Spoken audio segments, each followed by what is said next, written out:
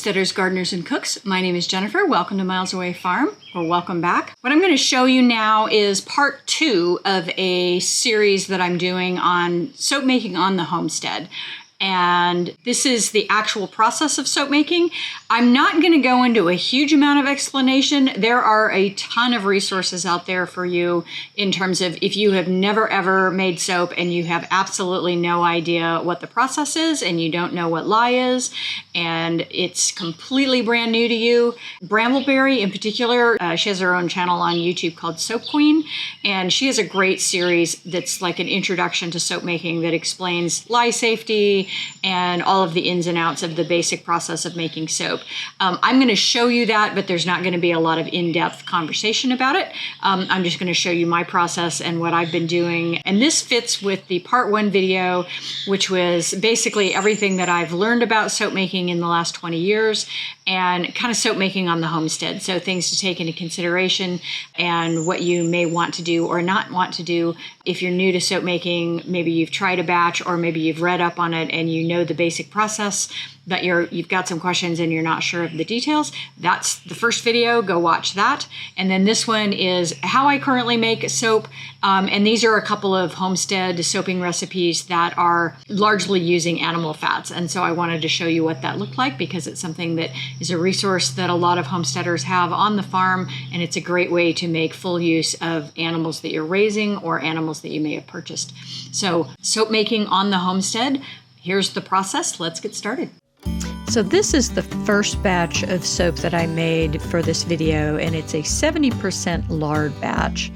And anytime you're working with a recipe where a high percentage of your oils are solid at room temperature, you need to soap at a little bit higher temperature, and that is what went wrong with this batch ultimately, is my temperature of my lye water was a little bit too cool when I went to make this soap. And so what happens is that cold lye water hit that oil and it caused it to solidify, and it looked like trace, but it wasn't actually trace. It was just getting cold from the temperature and starting to solidify. Safety gear as always. And then there's a thing about using distilled water for soap making. I have used filtered water for years, particularly because of the volume that I'm doing. I don't want to be buying lots and lots and lots of distilled water, and so I just use filtered water. I've never had any issue with it. And you'll note that I'm tearing my scale between each measurement here, making sure that everything is accurate. And tearing just means zeroing it out with the weight that's on it currently so that you're not accidentally weighing both the container and whatever it is you're doing. Now we're measuring out the lye.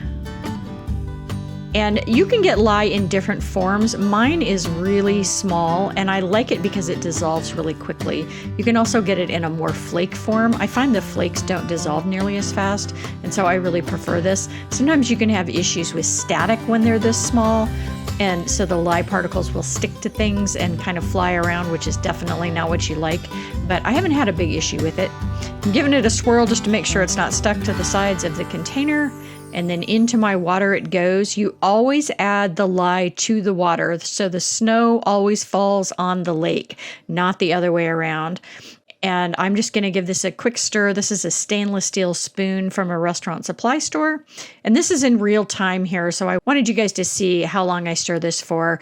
I have found if you dump your lye into your water and you don't stir it immediately, that lye can start to get kind of crusty on the bottom of the container. So it is important that you stir it right away. And that's it. It's mixed. It's done.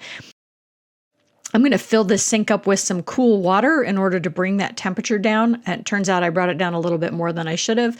But when you first mix it, it's going to be pretty hot. I would say, sometime probably around 140 degrees, so too hot to use.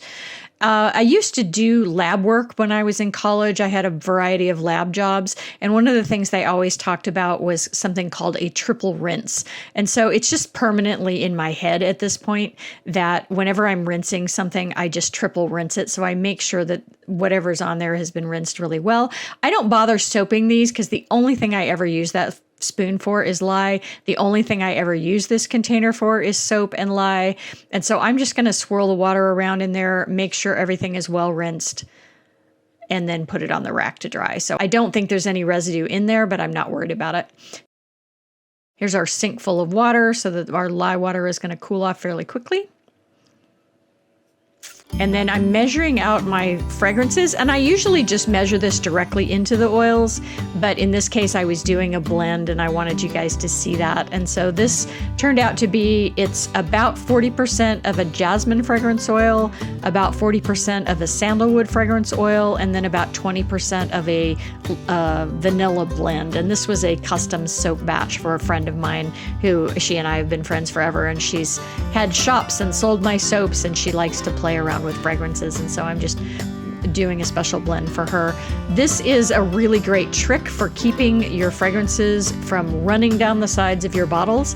And I get these little bamboo skewers at the dollar store, and there's like 100 for $1. They're really cheap, but it keeps it from dripping everywhere, which is really nice. So you just basically pour down the side of the stick. And so I'm measuring all of these with my scale as I'm doing this. And I did a 0.7 ounces per pound of oils for this recipe. And so it was a total of 2.8 ounces of fragrance complete. So here's our fat and oils, and I'm putting this on the stove on low heat. I always set a timer when I do this because it's really easy to get busy with other things and forget that you have the heat on, and then you've way overheated your oils. So 3 or 4 minutes is usually about all I need. Everything is now liquefied and we are ready to go. Putting my gloves and safety glasses back on, and these are goggles that will fit over my regular glasses so that I can actually see.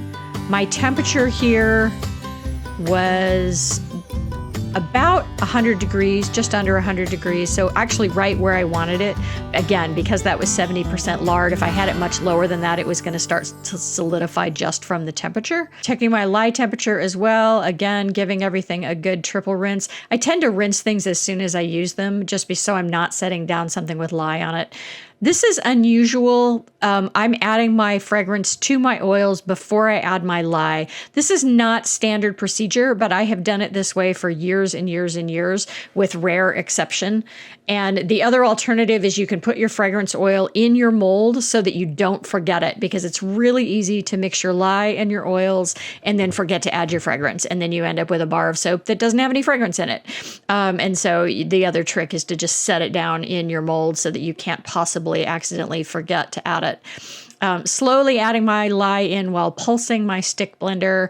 And I did burp this stick blender a little bit just so there wasn't an air pocket under there, but I don't find that's a huge deal. And then you can see how quickly this solidified, or this started to thicken up. That's because that lye was a little bit too cold. I really should have soaked this with the lye at about 90 degrees, and it was about 75. And so that cold lye hit that warm oil, and it just started to turn back into solid oil because that's what it wanted to be. And so I thought I had this well mixed, but it turns out that I didn't quite have it well mixed enough. And so this is what's called basically false trace, where your oils and butters thicken up before it's actually thoroughly mixed. And I don't usually work with a 70% lard recipe. This was unusual. And so live and learn. It's funny how you can make hundreds of batches of soap and still have things go sideways. So pouring that soap into my mold, it's pretty thick at this point, but it's workable. But just, again, not quite as mixed as it could have been. My mistake, learn from my mistakes. Soap warmer if you're doing a really high percentage of solid at room temperature oils. And you'll notice I'm really getting as much of that soap batter out of this pot as I possibly can. Some of that is just financial. I don't want to waste the ingredients. And a lot of it is I don't want to send all of that stuff down my septic tank.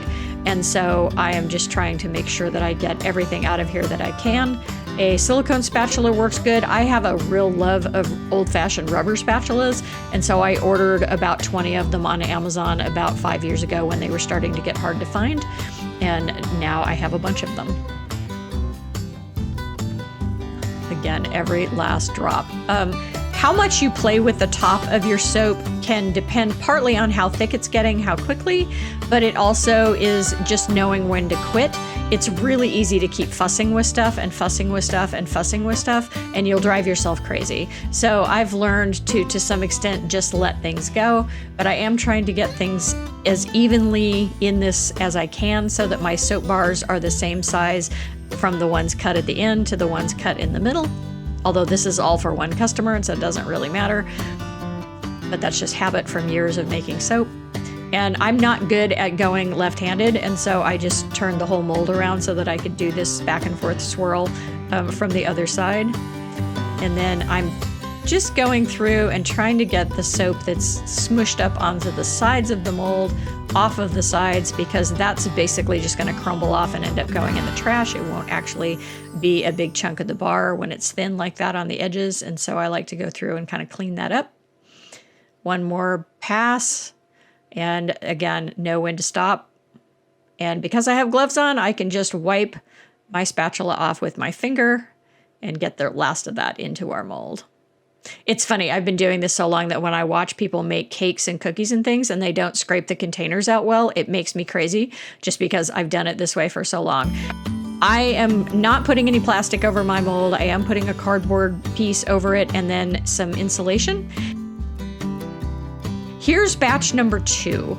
And so this was only 25% tallow and 25% coconut, 50% olive oil instead of the 70% lard that I did with this other recipe. And I also soaped it slightly warmer. And you can see this is not thickening up as ridiculously fast as that first batch did, but I wanted to show you what it looked like. This is way more typical of what should be happening. But I wanted to show you the mistake as well so that you see both sides. And so I'm pulsing the stick blender and I'm stirring and I'm pulsing and I'm stirring. I don't have it on the entire time. And what I'm looking for is that light trace, which is, it looks like pudding. You drip it onto the top of the surface and you can just see where those drips have landed. There's our soap ready to go into the mold. And you get good at working fast when you've done this for a long time, because it is continuing to thicken up as it sits, and so you do not want to take a lot of time fussing around with stuff. You want to get it into that mold quickly. But you can see this is a very different texture than that first batch was.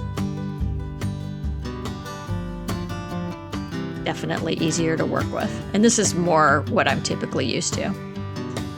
Again, getting every last little bit out of the bucket.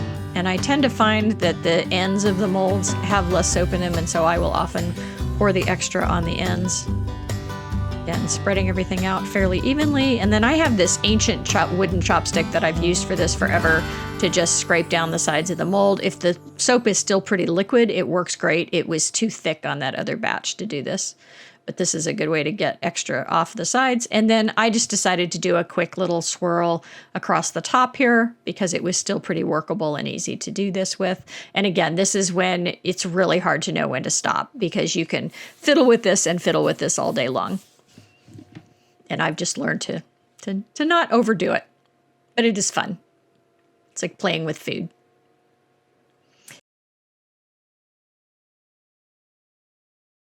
And then again, covering, this is showing you cleanup. Again, you want to have your gloves on, your safety goggles on, because you're still dealing with raw soap batter and you could flick some of that in your eye and do some damage. And so thoroughly covered. And then I use just really hot water and a lot of Dawn dish soap. And so I use, in my regular kitchen, I have like all natural and, you know, much lighter on the planet kind of soaps. When it comes to soaping, Dawn is really your friend. This stuff cuts grease like nothing else, and I don't worry about it too much. So super hot water. And then I love having a sprayer because it will take off the residue a lot easier. And depending on how your soap behaved, this stuff will come right off with a little bit of hot water, or if it thickened up pretty quickly, it can take a while. And so sometimes you have to kind of melt it down. The easiest way to clean your stick blender initially, especially if your soap got thick quickly, is to just turn it on in your bucket with your soap and give it a good squish and swirl, and that'll get the vast majority of it off. I really don't like to let my stick blender sit. I like to clean it right after I've done making the soap, because it can be very hard to get that soap off of that stick blender once it's sat and started to thicken up and cool off a bunch. And so I usually do like one pass. I'm getting the vast majority of everything off and pouring that down my drain. And again, I'm on septic. And then I will do a second pass with some soapy actual sponges and give everything one more pass just to get the last of the residue of the oil and grease off of things. Stick blenders have a million little nooks and crannies. You can pick these up used at thrift stores for usually $5 or $10, if that. And so don't feel like you have to have a really expensive stick blender or immersion blender. Definitely something that is not really expensive. But if you hand stir soap without one of those, you will be there for a half an hour. It takes a very, very long time to hand stir soap to saponification. Stick blenders really completely changed the world of soap making when they came on the market.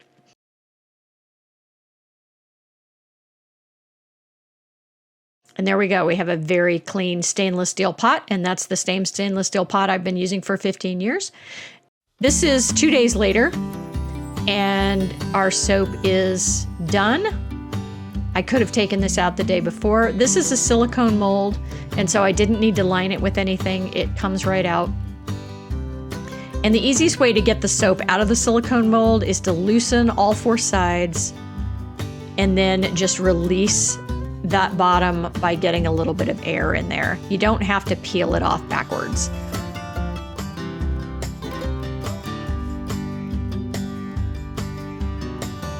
See how that popped? And we're done. So that will come right off. And there is our finished bar of soap. This is the first batch. Second batch looked very similar. It's still a little soft at this point. You can let it sit for a day if you want before you cut it. They don't evaporate very much moisture when they're sitting in those silicone molds because they're basically watertight. And so sometimes I like to let my big bars sit like this for a day. On this day, because it had already been in the mold for 48 hours, I decided to go ahead and cut it. So this is a soap cutter. You definitely don't need one of these. You can just use a knife. You can use a single slice cheese cutter. I've got one of those for small batches and it works great.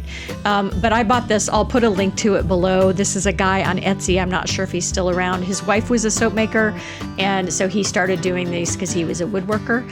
It's guitar strings, and I like to leave it loose when I'm not using it and then tighten it up before I cut the soap, just so it's not under tension when it's just sitting in storage. And this is a 12 bar soap cutter, but I have an 18 bar batch here. And so we're gonna cut the first 12 and then we'll come back and do the other 6. And I like to go fairly slow through here just so that I'm not putting too much tension on these wires. I've had 1 wire break in 7 years of using this soap cutter, so it works quite well. And then we're gonna put this on our soap rack to dry. There's the last 6. And this is an old bread drying rack that a friend of mine picked up for free somewhere and then gifted to me. And it's really great for this purpose. But you can dry on anything that has good air circulation, including just in cardboard boxes, but you want some air. I'm trying to leave a little bit of room between each bar just so that they've got full air circulation, because remember, most of this curing time is about evaporation. And there is the first batch of 70% lard soap. I like to print out my recipe for the bar and keep it with the soap. Here's the lard soap about a week later. And I think those white specks on there are basically globs of fat that solidified before they had a chance to come into contact with the lye. I don't think it is lye pockets. I think it's just unsaponified fat. And then here is the tallow bar that we did. And you can see that's looking much smoother.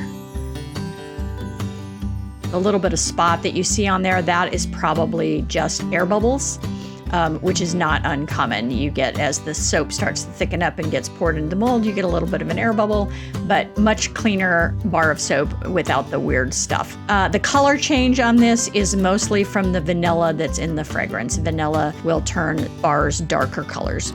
So there you go, tribe. That's 20 years of soap making, basically downloaded into your living room.